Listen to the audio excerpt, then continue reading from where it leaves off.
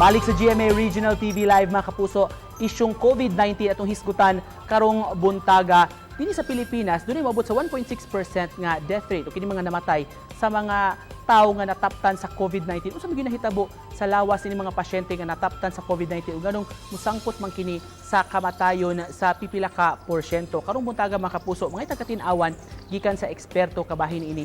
Makauban nato karong buntaga internist o rheumatologist Dr. Kenneth T. Good morning, Doc. Hi, Nico. Good morning. Thank you so much, Doc, for joining us this morning. Maghisgot ta ning COVID mortality. Doc, di kalikayan nga ubay-ubay adunay sa Pilipinas 1.6% ang gidaghanon sa mga namatay gumikan sa maong sakit. Unsa may mahitabo sa lawas o sa tawo, Doc? Unsa may mga complications nga mahitabo nga mosangpot sa kamatayon? So, number one, manggod, kaning COVID, naman gud mga phases, no? The viral phase, which runs around 5 to 7 days. Then after that, we go into the immune phase, and after more than 12 days, napag-iuban mo ato sa hyperimmune phase. So if you will be familiar lately, ni uso ning term na cytokine storm. Kani magong cytokine storm, usa ni siya ka panghitabua sa atong lawas na kung atong immune system maka-encuentro og dakong problema like an infection, for example, COVID, iyan ang i-fight, iyang kontrahon in a level more than what is required to control the problem. So ni-exaggerate siya.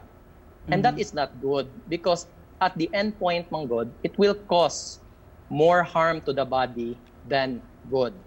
So before we continue and elaborate further, let me just give you a brief idea of how a normal immune system behaves sa atong kalawasan. We have to understand na ang bida na nagpadagan aning immune system nato ay ang white blood cells. So how does the immune system or the body does this?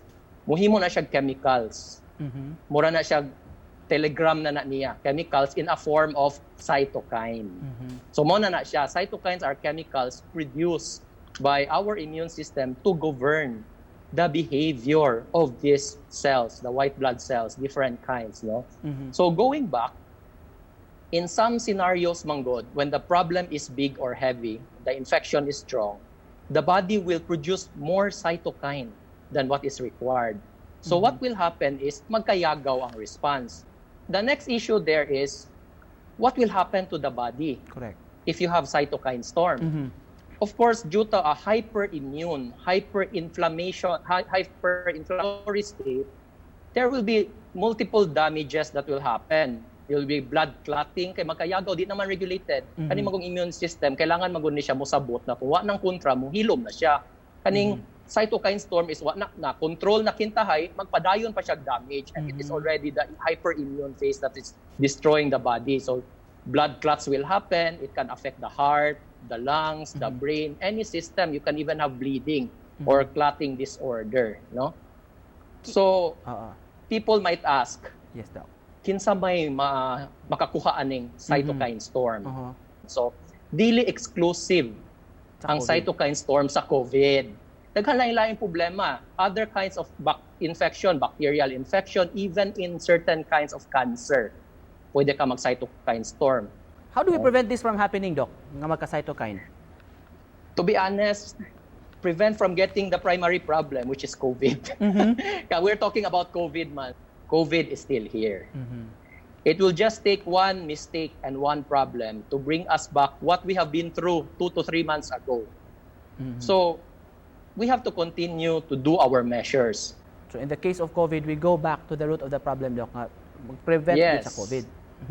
Yes, kay di man nato matag-an, no? Inig ma-COVID, may lang swerte ka na ma-control all the time, which actually 80%, no, ay mild man gyud ang cases, but are you willing to take the chance na masud ka atong less than 10% na simbako makritical? Di man nato matag-an.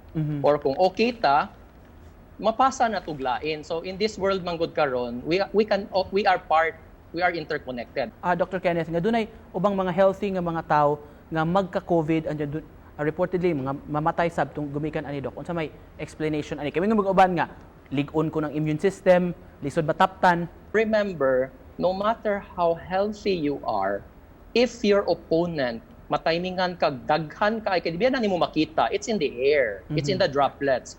Matimingan ka na daghan kayong amount of virus, we call it viral load, musud sa imong lawas, yung mga isog pag yun na strain, then naagi chance matalbog gihapon ang imong strong immune system. And to cap this off, Dr. Kenneth, your message, Doc, sa mga nagtanaw nato karong buntaga. So, my message is we are already easing down our quarantine status, and that is good because our economy has also to recover. But message to the public is don't lose guard. Follow health protocols lang, because prevention is still better than taking the medicine to fight, to cure COVID. All right, daghan kayong salamat for enlightening ug interesting discussion this morning. Thank you so much, Dr. Kenneth T. Thank you, Nick. Thank you, Doc.